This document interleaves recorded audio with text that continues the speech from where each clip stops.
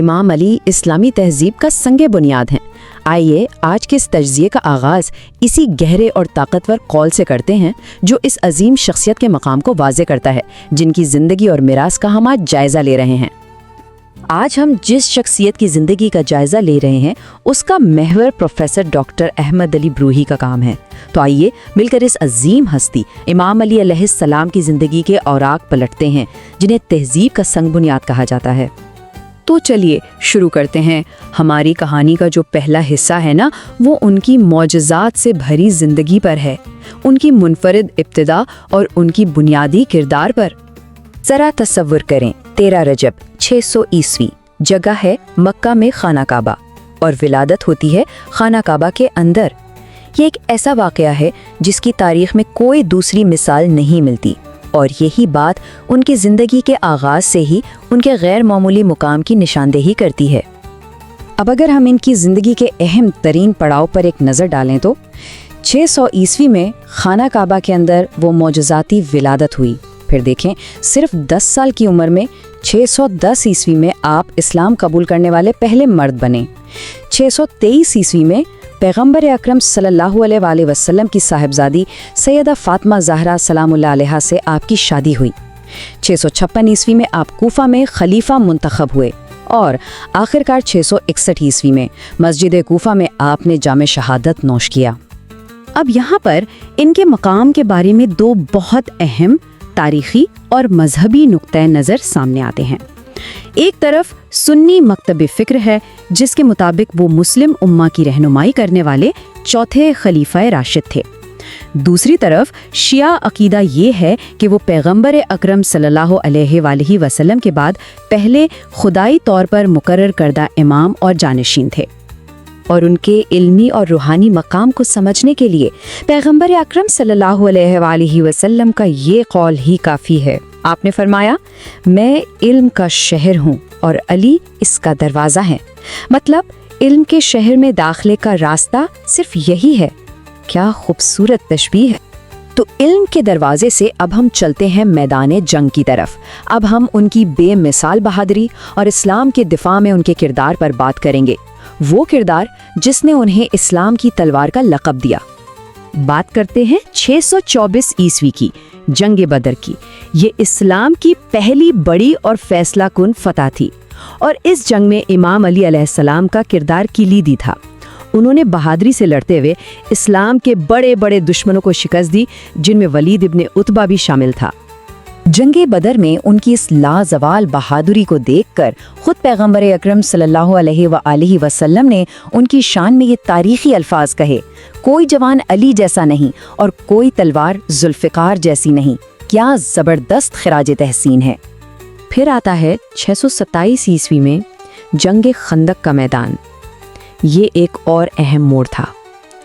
इस जंग में अरब का सबसे ख़तरनाक और खौफनाक समझा जाने वाला जंगजू अमरू इब्ने अब्द वद खंदक पार करके आ गया। उसका मुकाबला करने की हिम्मत किसी में ना थी सिवाय एक के, और जब इमाम अली ने अम्र इब्ने अब्द वद को इस मुकाबले में शिकस्त दी तो ये सिर्फ एक जंगी फतह नहीं थी, इसकी रूहानी अहमियत इतनी थी कि पैगंबर अकरम सल्लल्लाहु अलैहि वसल्लम ने फरमाया, खंदक के दिन अली की एक ज़रब तमाम जिन्नो इंसान की इबादत से अफजल है। सोचिए, एक ज़रब की फजीलत। अच्छा, फिर 628 ईस्वी में जंगे खैबर का महाज। यहाँ एक ऐसा किला था जिसे नाकाबिले तस्खीर समझा जाता था। कई दिन की कोशिश के बावजूद मुसलमान कामयाब नहीं हो पा रहे थे। जब फतह मुश्किल नजर आने लगी तो पैगंबर अकरम सल्लल्लाहु अलैहि वसल्लम ने ऐलान किया, कल मैं इल्म उस शख्स को दूंगा जो अल्लाह और उसके रसूल से मोहब्बत करता है और अल्लाह और उसका रसूल उससे मोहब्बत करते हैं। सब इंतजार में थे कि वो कौन होगा। अगले दिन ये इल्म इमाम अली अलैहिस्सलाम को दिया गया और फिर तारीख ने देखा कि खैबर का दरवाज़ा उखाड़ दिया गया और किला फतह हुआ। तो मैदान जंग की बहादुरी से अब हम रुख करते हैं उनके दूसरे पहलू की तरफ, एक आदिल हुक्मरान और एक गहरे मुफक्किर का किरदार, यानी इंसाफ और कलम की दुनिया। यहाँ जो सबसे अहम चीज़ है वो है इनका इल्मी विरसा नहजुल बलागा, जिसका मतलब है फसाहत की बुलंदी। یہ اصل میں امام علی علیہ السلام کے خطبات، ان کے خطوط اور ان کے اقوال کا ایک ایسا مجموعہ ہے جو آج بھی الہیات، اخلاقیات اور حکمرانی کے اصولوں پر ایک مکمل گائیڈ ہے۔ اور اس کتاب کے موضوعات دیکھیں کتنے وسیع ہیں، خدا اور کائنات کی حقیقت سے لے کر ایک منصفانہ حکومت کے اصولوں تک، ذاتی زندگی میں اخلاقیات کا معیار کیا ہو، زندگی اور موت کا فلسفہ کیا ہے، اور معاشرے میں سماجی انصاف کیسے قائم کیا جائے، سب کچھ اس میں موجود ہے۔ اور ان کے فلسفے کی گہرائی دیکھیں اس ایک چھوٹے سے قول میں، انسان کی قیمت اس کے اچھے کاموں میں ہے۔ کتنی سادہ مگر کتنی گہری بات ہے، یہ ان کے پورے فلسفے کا نچوڑ ہے۔ اور یہ صرف باتیں نہیں تھیں، انہوں نے اپنے اصولوں کو عملی طور پر نافذ بھی کیا۔ کیسے؟ انہوں نے بدعنوان گورنروں کو فوراً برطرف کیا، امیروں سے سرکاری دولت واپس لے کر عوام کو لوٹائی، معاشرے میں معاشی انصاف قائم کیا، اور سب سے بڑھ کر انصاف اور احتساب کو اپنی ریاستی پالیسی کا حصہ بنایا۔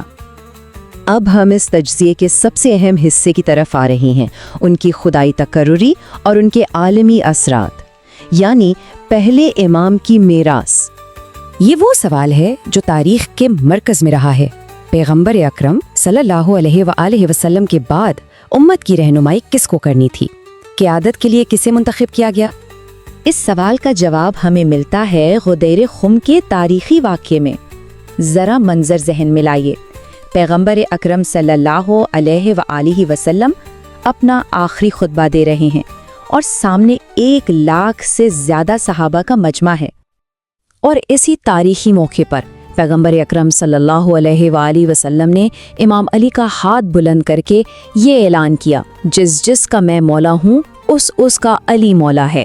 شیعہ مکتب فکر کے لیے یہ اعلان ہی امام علی علیہ السلام کی جانشینی اور امامت پر خدا کی طرف سے تقرری کا سب سے بڑا ثبوت ہے۔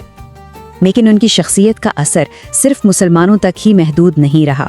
ان کی آواز ایک ایسی آواز ہے جو وقت اور عقیدے کی حدود سے بہت آگے تک جاتی ہے۔ آئیے دیکھتے ہیں کہ غیر مسلم مفکرین ان کے بارے میں کیا کہتے ہیں۔ جیسے کہ ایک عیسائی مصنف ہیں جارج جرداق، وہ لکھتے ہیں، علی انسانی انصاف کی آواز ہیں، وہ شخص جس کی تلوار نے ایمان کی حفاظت کی اور جس کے الفاظ نے عقل کو روشن کیا، یہ ان کی عالمگیر اپیل کا ثبوت ہے۔ اور آخر میں ہم اس تجزیے کا اختتام اسی مصنف کے الفاظ پر کرتے ہیں جن کے کام پر یہ مبنی ہے، پروفیسر ڈاکٹر احمد علی بروہی۔ وہ ایک بہت ہی گہری بات کہتے ہیں، تاریخ علی کے سامنے جنگ میں ان کی فتوحات کی وجہ سے نہیں جھکتی، بلکہ خود پر ان کی فتح کی وجہ سے جھکتی ہے، اور یہی وہ نقطہ ہے جو ان کی عظمت کی اصل روح کو، ان کے کردار کے جوہر کو ہمارے سامنے کھول کر رکھ دیتا ہے۔